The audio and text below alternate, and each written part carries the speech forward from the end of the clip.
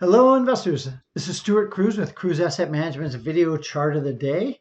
And today we're going to be talking about gold. And what I have up here is a 1-year chart of gold. It's a candlestick, and you can see I've drawn in a channel here on the top end and the bottom line. And you can see gold broke out sometime in July, so a couple weeks ago, actually, probably last week. Could have done this video right here where you can see gold is broken out of this channel, which tends to be a very bullish move.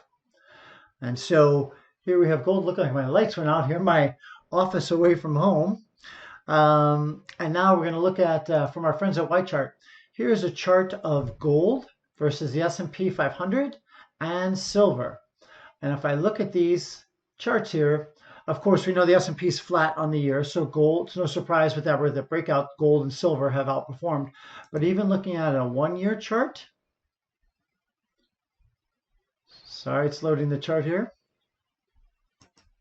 3-year chart, you have gold outperforming, silver's outperforming, and here's the S&P 500, which is up 10%, the S&P, but gold's up 50 and silver's up 44. And even a 5-year chart, all three of those two other precious metal asset classes are outperforming. This down here below is a chart of the correlation of gold and silver.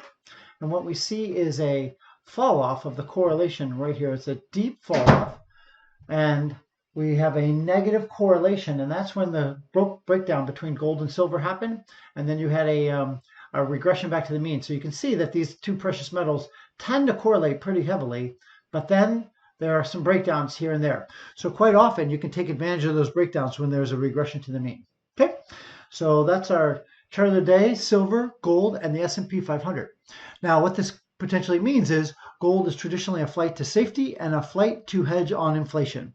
So the market could be telling us that there's inflation in the pipeline and that there could be increased volatility coming up ahead.